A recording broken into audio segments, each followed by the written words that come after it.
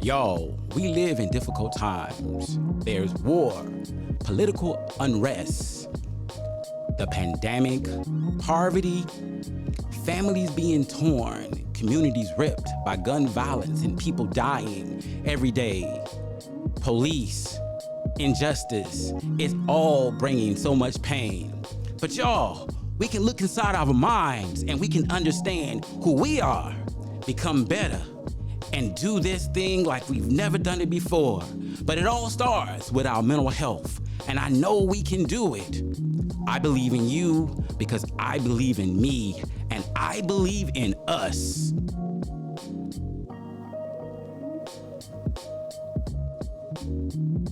Hello, and welcome to another episode of Therapy is Life, where thinking, feeling, and experiencing well-being is the name of the game here. Listen, y'all, today we have a special episode. We have three brothers here, and we got L, we got Sale, and we got D. We're going to be talking about life and some of their challenges and some of how they overcame. And starting this discussion, I want to say this, y'all. Our Zion is only a reflection of our efforts. Nothing means anything if we haven't gone through anything, because we earn our place in life by what we go through. So today, we've been through the fire, we've been through the storm, but we are here today because we have survived. In our present moment, we can celebrate what we've overcome. Because see, the journey is the story. It's not the destination. So look at where we are today. We can feel good about it and keep moving forward. So with that being said, y'all, we're going to talk to these young men. We're going to talk about life a little bit and see what their story is. Hopefully in this story, we'll learn a little bit about them. We'll learn a little bit about struggle and dealing with mental health. And we'll find some ways to look at problems and solve them as we walk through this life. Is that all right? I know somebody want to do that. Okay, so brothers, how y'all doing today? All right. All right, good. Well, you know what? I'm so glad to have y'all here with me today, and this is powerful. I like to call this the art of manhood, because we brothers and we talking about life. And I like to start by asking you something that you've done that you feel really good about right now. What is something you've done that you're feeling really good and happy about? Yeah, you can go ahead, Sale. I feel good about, some of the mentoring I've been able to do, since I've been home. I feel great about that because it was missing. It was something that was missing in the community, and a lot of young brothers, they needed to hear, my story, based on my background, because I share so many of the similarities that they share, what they going through. So I'm just, I feel real good about that. That's what's up. That's what's up. Al, what would you say? Probably me just being an example, like role model wise and father wise. Like, I got a 1-year-old, so me just being able to be an example for her, and then be out go out in the world, be an example for the younger brothers in my neighborhood. That's what's up. What would you say, D? I say, if I had to say one thing in particular, it's just being a father, being a consistent and present father, everyday father, not a weekend. Some people got different circumstances that may not allow them to experience the level of fatherhood that I personally do, but that presence of being there from birth all the way up into the 12th and 11th grade every day is something I can't think of nothing better than that. Mm-hmm. Look, I appreciate all these things you guys are saying, and I know that you didn't just get this way. You didn't just have this mindset from the beginning. You went through some things, you had some challenges, and now here you are. If you don't mind, can you share a little bit about your struggle, your challenge, your mental health issues in getting to this place that you are now? Well, I grew up, single parent household, a story that's, all too common. Uh, I started off young, getting in the streets. I grew up in the juvenile system, uh, back and forth to prison. I eventually, caught a 19-year sentence. Uh, I did had to do the whole 19. Uh, I grew in prison. Like my last 3 years, I had developed like anxiety issues, real bad. Uh, so that was a struggle for me. Even coming home, out here, there was a transition that took place mentally. I had to deal with, uh, but like I say, I was over the. It's a work. Every day it's a work. I say because, when you do long term incarceration, man, you pretty much gonna be working the rest of your life. You know what I'm saying? Like it just because it's an unnatural environment, and it's not an overnight thing. Right. You know what I right. mean? But one of the things that I learned, Donovan had told me this last week. He said, telling the story is therapeutic. You know what I'm saying? We really, telling the story to somebody else, we may be enlightening them, but in reality, we help. It's therapy for us, to help us do what we going through. Right. Because you're releasing it. Yeah, you letting it go. You letting other people know. So it serves two purposes. Right. Yeah. What would you like to say? And I came up, urban city neighborhood. I had my mother and my father in my life, but my father was in and out the household. He was in the streets. Mom was a solid worker. I had my grandfather and grandparents in my life. They were solid workers. But ultimately, I chose the more flashier route. I wanted to go in the streets and chose that lifestyle over school. Became full-time just in the streets. And that led me to be available for a situation where I wound up doing 15 years for a crime I ain't commit. My right hand had killed something. How we grow up, you just stick to certain codes. Me sticking to a certain code led me to get a life sentence where they charged me with the crime, like saying that I killed somebody. I got sentenced to 28 years to life. Went down the road, fought. I ain't give up. I ain't never think about being stuck in there. Never lost my faith. And you deal with the trials and tribulations while you in there that you can't control. So I made it my business. Like I had to get out of there, and also make my business to train myself that when I do get out of there, I don't go back. And I also get out there and be an example to other guys that they don't go back. That's where I'm at right now. But it's a struggle, man. No matter whether you did a crime or not, Like you still go through that experience. Like I went through that experience. It was like it might have been worse. It might have been better. However you look at it, but it's about the outcome. So the outcome, I came home, man. I started my brand. Common Club Clothing. The meaning of it is creating opportunities, making more achievements. Cause that's what the money do. So instead of me saying the common mean money, I just turned to something else. And then like the basis of it is our story, though. Like our life is our story. So every day God get us, so he put a comma on our story. So the mantra for the brand is my story ain't over. Right. Your story ain't over. No, all over. So anytime you put one of my hoodies on, and you ain't saying L's story ain't over. You saying your story not over when you wear it. You know what I'm saying? Like, whatever you going through in life, you still here, so you overcame it. You know what I'm saying? Exactly. Man, I love what you're saying, Donovan. Yeah, you got to repeat the question. I got caught up in listening to the brother. Yeah, man, he was so good, listening to the brother and lost the question. So we're exploring your struggle and how you look at where you are now. So exploring, just asking the question what you've been through and how you look at things now. Okay. So yeah, I statistically grew up like most young black males today. Mama, daddy wasn't there, and I went to prison at the age of 18. So I did graduate. I walked across the stage straight into a prison cell, and I came home 13 years later. I think we deal with a lot of stress, not only being black men in America or black men period, but being black men with the felon attached to us. It's a stigma that goes with that it's hard to overcome by just existing day to day. You got to do the work. And when the brother talk about the clothing or the brother talk about writing or telling the story, that's part of the process of doing this work necessary to prove to society that we deserve the spots we occupy. Because at one time we gave up that spot, you know what I mean, through our choices, through whatever the decision was, we gave up the spot. And now we back, we free physically, but we exist daily to illustrate that this spot that I occupy in society, I deserve it. Man, that is something. Look, I got a follow-up question. It's based on everything you guys been telling me.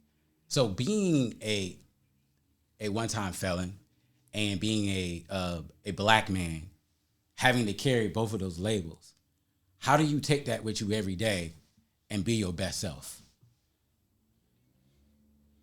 I look at it, I always think back, man, I'm here because my ancestors survived the slave ship. You know what I mean? Like, a lot of them didn't survive it, but me being here is because he survived it. So, I owe it to my ancestors to deal whatever they throw at me. You know what I'm saying? To deal with it. I look at it, I enjoy it. You say you enjoy it? Yeah, I enjoy it. You know what I'm saying? Because like a challenge. You know what I'm saying? We the most resilient group of people on earth. Say what? Say that again. I mean, we are, man. And I mean, we constantly meet the challenge. You know what I'm saying? So, like, I love it, man. I love it. Like, it was, it's I say it don't stop being hard, but don't nothing worth having really come without some struggle. Right. I think to add on to what the brother was saying is, I could speak for this brother. I just met this brother today, but we talked about vibes. We talk about you could tell when the brother or sister has reached a level of mental freedom. You know what I mean? When you reach a level of mental freedom, my grandmother told me when I was little, I hit a white dude in the face with my lunch tray because he called me a nigga. And I went home, I got suspended from school. I go home, I'm mad, I'm crying. My grandmother like, what's wrong with you? I'm like, well, he called me a nigga. She like, well, it don't matter what he called you, it matter what you answer to. You know what I mean? And that was a level of mental freedom that you have to achieve as you grow, because I still would be mad today, but I'm mentally free enough to know that it don't matter what you call me. You can call me a felon, a convict, you can call me a restored citizen, you can call me whatever you want to call me. The only thing that matters is what I choose to answer to. Yeah. And I choose to answer to the greatness that's in me. So what I see when I look in the mirror is so much greater than what I saw when I was 18 years old in prison. What I see now is okay. Yeah, I answered it. Yeah. What you see now? Go ahead, bro. What I see now is great though. Yeah. What? How you see? See me myself. I mean, like, I try to make every day where like I strive to be in a position where you can't hold them titles against me. You see what I'm saying? About get to the no matter how rich you get, how successful you get, so be somebody always more richer and more successful. But I'm trying to get to a position in life where me being a felon ain't gonna be an issue. This man, I control this man, I own this. You know what I'm saying? Like, and I'm also trying to open the door for other guys with the same similarities that they don't have the same. You know what I'm saying? Go through the same trials and tribulations. Because for real, man, like being a felon is a real trap, man. Like it's a lifelong prison system. You want to really get deep into it, man, because it's somewhere in this United States or America, whatever you want to call it, where being a felon can hinder you, and it's not fair if you did your time. You know what I'm saying? Like it's a system in place where it's certain housing communities. You know what I'm saying? A felon can't live there. So if I come home from prison after doing my time that y'all gave me, and my wife and my kids living in this place, I can't be on the lease because I'm a felon. I can't stay there because I can't be on the lease. You see what I'm saying? Yeah, that's what you're saying. You hindering my lifestyle right now for something I did time for. You know what I'm saying? So it's like I want to get to the point where it's enough mind state where it's like, man, all right, so what? I'm a felon. We got our own community over here with housing. Come stay here, bro, fresh out the joint. Like, we gotta get to that point. So it's like it's gonna take guys like us to keep speaking on it. You know what I'm saying? And being examples, man. Exactly. You know what? As a therapist, a couple of things I try to encourage people to understand. I heard you guys say it over and over again. Number one is people can say anything about you. They can label you. But at the end of the day, they can't control how you feel about yourself. They can't control where you live. I guess in this case, they could. but you have to have an attitude that you're going to overcome no matter what you've gone through.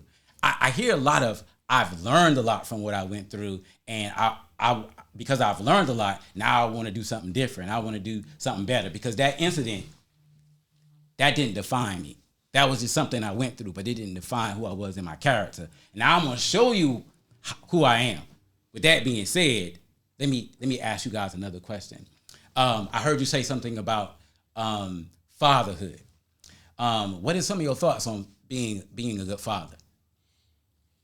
Well, you know, I got a 3-month-old baby, so Congratulations. yeah, it's you know, it's definitely, I see it different. Mm-hmm. It completely different than I did before. You know, because I got older. I got, you know, grandbabies. You know, I got older, you know, kids. Mm-hmm. But after going through what I done went through, Mm-hmm. it's just, I look at it different. Mm. You know what I'm saying? Like, I look at it different. Like, you know, every day, every move I make, I'm thinking about my child, my son. I'm thinking about, you know, like, how will this position him? You know what I'm saying? Where I want to give him options. That's the thing. I want him to have the option to, whatever it is, you know, dream he got, that he got options in place where he can pursue them dreams. Gotcha. And not have the restrictions that, like we said, they try to put on us. Right. You know what I mean? Like, that's a restriction they not gonna be able to put on him. Gotcha. You know, and that's how, like I said, the fatherhood thing. Like, I look at it because, to be honest, you know, I hated my father for not being there, but then I found myself doing the same thing. You know what I mean? You know, the call of the streets. Right. You know, so in essence, to be honest, I had put my children on the back burner. Right. Can I ask, why do you think you put your kids on the back burner? Why do you think? And feel free if any of y'all want to. Why did you think you did that? It's like, I don't know. It's that call of the streets is like, it just consumes you. You use it for an excuse, to be honest. Like, I'm going out here to be a provider for my kids so we can eat, pay the bills. Mm-hmm. But then we want to make $1 million selling dope. You know what I'm saying? Yeah, So I know like, what you're saying. I done made enough to feed my kids and to get food for the night, but I want to make $1 million. You know what I'm saying? So it's like, in a way, you using your kid and the fatherhood as a priority. This for the fathers that really, you know what I'm saying, be there. Mm-hmm. This is I'm in the streets to provide my family. But for real, like, if it was more so about that, like, you could work a 9 to 5, drive a bus, and feed your family. You know what I'm saying? You just want the greater that come with it. And we don't want to admit that, but that's what it really is, the lifestyle that come with being in the streets. So it's like, ultimately, you put in the street for your kids. You know what I'm saying? Because if not, you would go make your couple dollars, come home, and be there with your kid. But we out of town. You know what I'm saying? We out all night, we kicking it, everything that come with the lifestyle. So it's like, that's how I feel like we put that before our kids. But we using that, you know what I'm saying? Our kids is the reason, though. Like, go out here and feed the family. You know what I'm saying? But it's like, buy these shoes in this car and these rims too, though. Yeah. So it's like, okay, you wanted to add something to it? Go ahead and ask you. No, I was going to ask a question. I was making a statement. Bring it back around. So it's like it brings a sort of status, position, authority, power. All these things comes along with that. You know, I remember the Onyx, money, power, respect, the key to life. Like, that old song came to my mind, just like that. But yeah, so being in that position, right? It feels good. Why wouldn't anybody want that? You know what I mean? Bring it back around to what the brother was saying. Okay. I feel you. What the brother was saying when you got I think today, what makes me a great father is I committed myself to do all the things that I wanted as a child. Gotcha. Not materialistically, but the time that I wish my father would have invested in me, I invested in my son and my daughter. Gotcha. All of the lessons that I wish. So we understand that immortality is in our seeds. Right. We live on through our children. Exactly. So the more that I could put into my daughter and my son, the more they'll put into their children. Exactly. And then I continue. So first thing I think about is my legacy. What will my legacy be when I'm gone? And I work every day to leave something behind that was greater than it was when I got here. Exactly. You know what I mean? If it's not the job I do or the places I am or the people whose lives I affect, it has to be my children. So when I look at myself, when I was little, I wanted a dad so bad I used to lie about my father. Other kids at school would say my father came over this weekend. I would make mine up. My dad came too. What color is his car? Red. What kind of car is it? A Corvette? He had a Corvette last week. What he got now? A Cadillac. I would make it up, and I would try to use that status that the brother talking about to top whatever yours. Your dad had a Chevy. My dad had a Corvette. Your dad got a Jerry curl. Mine had a perm. You know what I mean? My dad could become in my mind whatever I wanted him to be. Right, you know, and then as I got older, luckily, I feel I was fortunate that I went to prison so young. I didn't have children. So I got to see men be men under the most intense circumstances, which was incarceration. I got to see how a man is supposed to react under the most dire of circumstances. When many would crack and break, I got to see certain individuals display manhood, and I could steal pieces of that and put them into myself. And then when I'm amongst my son and I'm amongst my daughter and I'm amongst children, I could get them those pieces from the men that I learned in there from. You know what I mean? So I think that when we start to think about legacy and we start to think about what is our purpose for being free now. When the brother say his purpose was at one time, not that I know of it, but selling dope because you saying I'm providing for my son. Now I work hard because I'm providing for my son. I'm providing for my daughter. What is my purpose? You know, so. And not only that, like you showing them, like, because no matter how you move in life, you got kids, you are their first initial example. That's right. You know what I'm saying? So it's like, you working hard now, like, and they seen you working hard. They ain't even seen the guy that did the, you know what I'm saying, 18 years old. They don't know that guy. They know him. You see what I'm saying? So that's gonna be the example in their head. Like, so when they meet him, he talking about the old stories from back in the day. They gonna be like, nah, we ain't hip to do. Like, he worked. You know what I'm saying? That's the example he set for them. Like, and that's what I be feeling like, man. We gotta get back into that part. Like, man, like leading by example for real for our children. That's where the priorities get switched. Now, my kids come first because I make ultimate decisions about what I'm gonna do based off of them. You know what I'm saying? Like, I gotta be here for them. I gotta be able to show them this. You know what I'm saying? So I came home and started my brand. I wanted to be like, man, I ain't gonna work for nobody. You know what I'm saying? Straight up and down, I want to be my own boss.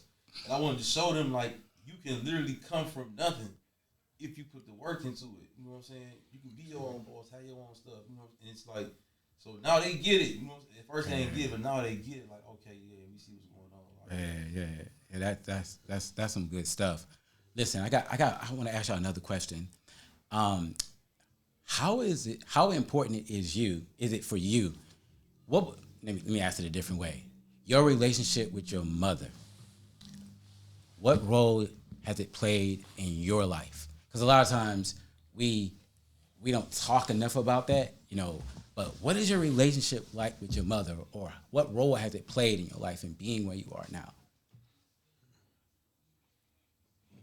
Either way, I'm just asking. Any of y'all can go with that. Go ahead, brother. Man, that pop been full of it. Yeah, go ahead. Run it over. Go ahead, bro. Go ahead, bro. I got it, you know. Well, mic and everything. It's you know, my mama, man, she been the most consistent thing in my life. You know, she always was up and down that highway, in and out the visiting rooms. I said since I was a kid, you know, and you know, I always tell the story, like when I first started this last stretch, you know, I asked her, I said, Ma, you know, I see a lot of dudes, you know, their mamas just got tired. You know, they don't come see them. They don't, you know, their mama cool on them. And I said, you know, I've been getting in trouble so long. I said, why you still? And she said, well, if you was in the NBA, I'd be cheering you. You know, so I mean, I still got you, my son. I still got to, you know, and it's that love, that level of love. You know, I said in the Bible, love is long suffering, and that helped me see it helped me see value in myself. Because a lot of times we put ourselves in situations because deep down at the core we don't value ourselves. You know what I mean? So where you put yourself in a situation that you know you just watch other people lose their life on this same block. You know what I mean? Lose their freedom on this same block, but we out there every day. And you know nobody wants to admit that is that, you know, it's a value thing. You know, we not valuing ourselves. So sometimes it take seeing the love somebody else got, the belief they got, you know, the long suffering they got for you to see it in yourself. And that's like the role like my mom played, you know, where that was the first, you know what I mean? Like that was that kind of like that match. You know, that began that process when I was in there. You know what I'm saying? To start, hey, see the value in myself. Gotcha. Man, for me, man, like what you were saying, like it's that level of love. Like, it ain't nobody on this earth that's gonna ever love you like your mother. No female you ever gonna find. I don't care how long y'all been together, what y'all been through. Like, at the end of the day, like that's the person that gave you life. You know what I'm saying? Like, so it's like, and then you got so much. They ain't all the best, but when you get the ones that is, it's like they show you that. You know what I'm saying? Like my mother ain't never. I can't do no wrong. Right. Like that. You know what I'm saying? Like she gonna let me know I'm wrong, but still, like I can't do no wrong to anybody else. Like, no, he can't do no wrong. You know what I'm saying? It ain't because she just. That's my mother. You know what I'm saying? Like she was there. Man, I did all that time, man. She ain't missed no visits. She came down there. You know what I'm saying? Like. She knew the situation. She knew I had nothing to do with it. She knew that I was following the, you know what I'm saying, the codes, the morals and values, principles that she instilled in me as a man. She had to respect it because it came back around. Like, you know what I'm saying? Like, no, you don't tell. You know what I'm saying? Like, so when it came back around, she had to respect it. You know, she didn't like it, but she had to respect it. And it was like, she didn't turn her back on me. You know what I'm saying? Like, she rolled out the whole time, like, fought for me. You know what I'm saying? And when I came home, it been on. You know what I'm saying? We rocked. Like, it's funny because now before I got locked up, my mother, she smoked weed, you know what I'm saying? And before I got locked up, I would give her weed, put in her jury box, but we never got high together. You know what I'm saying? So it was like, I'm caught home from jail. My little brother, he grown now. He like, yeah, man, me and mom smoked the blunt. I'm like, hold on, man, you smoke weed with my mom? he like, she my mama too. Like, but it's crazy. I'm like, damn, I can't wait to get home and bond with my OG like that. You know what I'm saying? It's like, and now we got a real bond. You know what I'm saying? We kick it. Talk, you know what I'm saying? If I got something going on, I go get her. She come out with me and stuff. And like, man, like I know for a fact, like I can't get that love nowhere else, man. Like, no matter what I do, she's gonna be there. So they play a major role for me. Gotcha. I agree with what them brothers said, man. I mean, you can't put it more real than that. Yeah, you can't put it no more real than that. That's beautiful. Gotcha. So obviously, I've heard you guys talk about being responsible and moving past the stigma of past labels. You know. Being responsible fathers, realizing the importance of a mother. If you were talking to some young people today that was going through some of the things that you were doing when you were younger, what might be some things you might say to them? Run, man. Run from that lifestyle, man. Like when I go speak at schools, I go like do motivational speaking at high schools, colleges, you know what I'm saying? And I tell my story. I never leave out the part where, because by me having a wrongful conviction, it's like, oh, you went to jail, you did something. But no, I never got the part where, no, I dropped out of high school and I started selling drugs, and it was a cop from my neighborhood that didn't like me. So when this crime came about, and they knew my best friend was involved, the same cop that grew up with me, that hated me, he implicated me in this crime, like, oh, yeah, he was there. You know what I'm saying? Like, and it's like, I try to tell kids, like, I put myself in that predicament from the beginning when I chose the streets over school. Me and that cop would never knew each other. You see what I'm saying? Like, so I don't want to make it look like I was just walking down the street and it just happened to me. Like, no, I made myself available for the situation.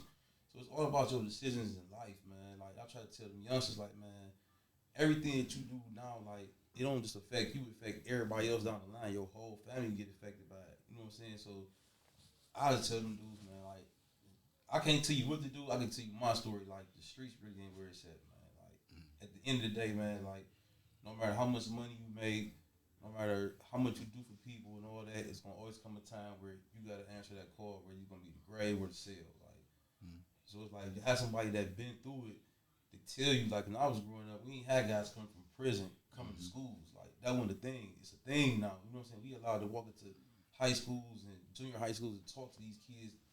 Because when I was growing up, it was glorified. You know what I'm saying? Sonso came home, it was a party. Like, everybody loved him. He never came home, was like, hey, man, don't go in there, bro. Like, get off the block, man. Don't go to jail, man. Like, they came right back to the block with us. You know what I'm saying? So now it's like, we got more better examples. Guys coming home now, I got dudes call you from jail, can't wait to get out. Like, man, I want to go to them schools, man. I want to talk to them kids, man. You know what I'm saying? It's like, damn, like, we really set examples. You know what I'm saying? Like guys like us really came home from prison and set examples for guys in there though, to where we not only do we got a hold on the young kids out here, but we got a hold on grown men in there, like ready to change their entire life around. Like Gotcha. they seen us come home and change our life around. Gotcha. You're changing the perspective. Exactly. As they would say now, changing the vibe around it. Like we come home, look, we're not gonna be doing that crazy stuff anymore. We gonna get down to business, responsibility, taking care of our family, taking care of our friends. Listen, that's amazing.